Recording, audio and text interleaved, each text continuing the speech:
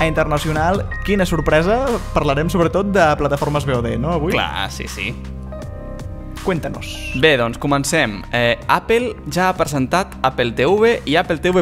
Això ja existeix, ja és oficial, es va presentar a l'última Keynote que van fer. Bé, expliquem una mica què són, no? El primer és un agregador de subscripcions, o sigui, bàsicament tu estàs subscrit a HBO, FX, Showtime, Stars, clar, això potser a Amèrica ho tenen més al dia, no? Sí, ho tenen més per la mà. Clar, doncs a Apple TV tens totes aquestes subscripcions a un sol lloc.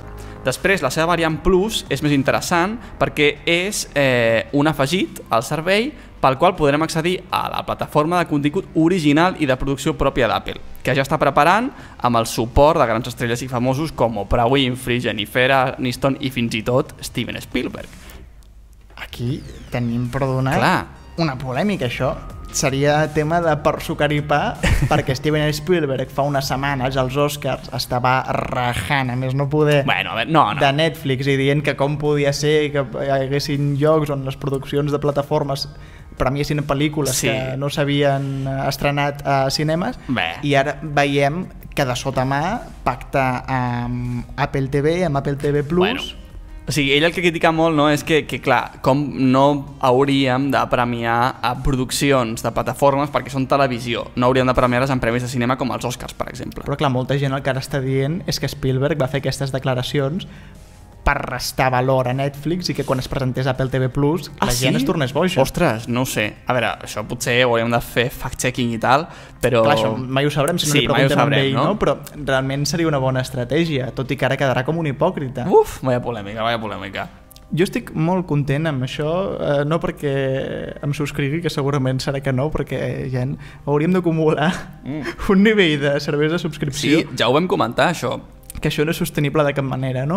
Però estic molt content perquè últimament Apple no està passant pel seu millor moment, però jo continuo sent fanboy i per tant estic content. L'únic que no m'agrada és el nom. Jo crec que Steve Jobs intentava mantenir com un naming dels productes molt clar, molt simple, i ara amb Tim Cook, que és el director general actual d'Apple, estem començant a veure cognoms dels productes. Tenim iPads mini, tenim iPads Pro, ara tenim Apple TV Plus, tenim News Plus, i acabem tenint un munt de coses que acaben... La indignació de Sergi Cano. La gràcia era que tu podies memoritzar i podies tenir més o menys al cap un esquema dels productes d'Apple, no? Jo la veritat, Sergi, no li veig ja tanta cosa. No veus tanta cosa? No, bueno, però entenc la teva indignació ja. Saps què et dic? Què? Que encara que no pensem igual, Bruno, continuarem sent amics. És veritat.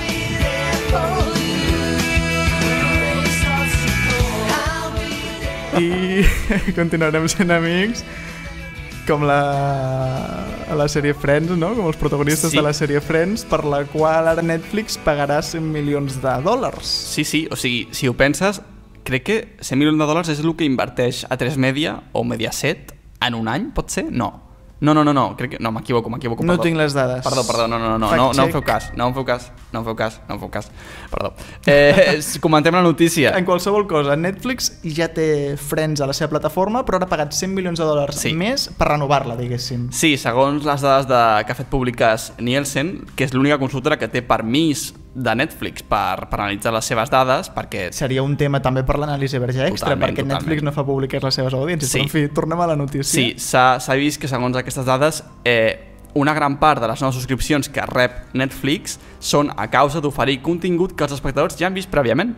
Ostres, o sigui que els espectadors no volen veure les noves sèries que són produccions originals de Netflix, sinó que volen utilitzar la plataforma com els antics gravadors que es connectaven a la tele per repetir els programes que havien vist en directe. Això és molt curiós. Al final la cosa dèiem, i per què no compraven els DVDs abans? Clar, realment Netflix és molt bona en haver aconseguit aquest model de negoci d'oferir subscripcions i d'oferir comoditat. Clar, també segueix aquest fenomen una mica contemporani de la compra compulsiva, que si tu has d'anar a una botiga a pagar pel DNI pagar pel DVD, perdó. Pel DNI també s'ha de pagar, que això també és un tema de debat important. Però has de pagar pel DVD i has de treure el bitllet i fer la compra individual, no diguéssim, potser et fa més mandra, però en canvi si és una subscripció de pocs dòlars o de pocs euros al mes, que gairebé no et dones compte que l'estàs pagant i tens... És que és comodíssim. Que tu vols, 2 clics i ho tens tot. Clar, també aquí la psicologia humana com interfereix en les decisions de compra de productes, no? Sí. En fi, que si voleu veure Friends, sapigueu que la continuareu tenint a Netflix, però també podeu veure noves sèries, noves sèries que potser tenen una forma de capitulació diferent, una ordenació dels episodis diferent, no, Bruno? Això és molt curiós. Love, Death and Robots, que és una nova sèrie antològica d'animació de Netflix, sembla ser que la plataforma està provant noves formes d'oferir els seus continguts i sembla ser que els capítols estan en un ordre diferent depenent de l'usuari que mira la sèrie. A veure, perquè jo ho entengui. Sí. És una sèrie on els capítols... Clar, són antològics. No tenen relació entre si perquè són antològics, aleshores no tenen un ordre preestablert i cada usuari no només els pot veure en un ordre diferent, sinó que la plataforma ja els hi presenta en un ordre diferent. Efectivament, o sigui, el capítol 1 per tu pot ser diferent al capítol 1 per mi. Clar, però aleshores evidentment et perds l'evolució, diguéssim, de la trama perquè no existeix, perquè són capítols individuals, però sí que et pots perdre l'evolució o la devolució qualitativa de la sèrie, no? Bé, no se sap molt bé per què Netflix està fent això. Com sempre és molt secret en les seves estratègies, però vaja, suposem que és més una cosa de com a cada usuari li pot agradar més o menys aquest tipus d'ordre segons els seus gustos. Clar, si t'ha agradat un vídeo, per exemple, sobre catàstrofes naturals, doncs et recomanarà episodis que també tractin sobre coses de la natura. O el primer episodi pot ser aquest, perquè ja començaràs a veure la sèrie a partir d'aquest primer episodi. Clar, és una cosa molt curiosa. Sí. Això, Actualitat amanida, posem els capítols, evidentment, en ordre perquè parlem de l'actualitat, però serà molt interessant veure si funciona, perquè pot canviar el tauler del joc, no? Com totalment. Es diu, sí que seguirem pendents. Continuem amb Netflix. Hi ha molt de secretisme, però van publicant coses i ja tenim el tràiler d'una nova sèrie antològica també, protagonitzada per Bear Grylls, que, si no em falla la memòria, era l'últim supervivent, no? Sí. Com és que tenim ara una sèrie d'aquest home? Doncs mira, o sigui, aquesta nova sèrie, la gràcia que té és que és, un altre cop, Bandersnatch. Tenim llibertat de decidir, és a dir, podrem decidir què fa Bear Grylls i podrem posar a prova les nostres habilitats de supervivència en situacions extremes. O sigui, Bear Grylls estarà allà i dirà, què faig? Creuo el riu o el passo nedant? O mato a la serp i me la menjo o no me la menjo? O, bueno, sí, i haurem de decidir nosaltres. O sigui, que és una ficció, diguéssim, no és un últim supervivent de veritat? No, clar, és un... Bueno, està gravat a la vida real, suposo. Sí, clar, però... Clar, no és una història de Bear Grylls, sinó que realment és com un manual de supervivència interactiu, no? Sí. És una nova proposta tipus Bandersnatch. Jo ara m'estava preguntant, i si Tumblr, en lloc de suprimir segons quins tipus de continguts, els hagués ofert de forma interactiva? Sergi, anem a patentar això ja.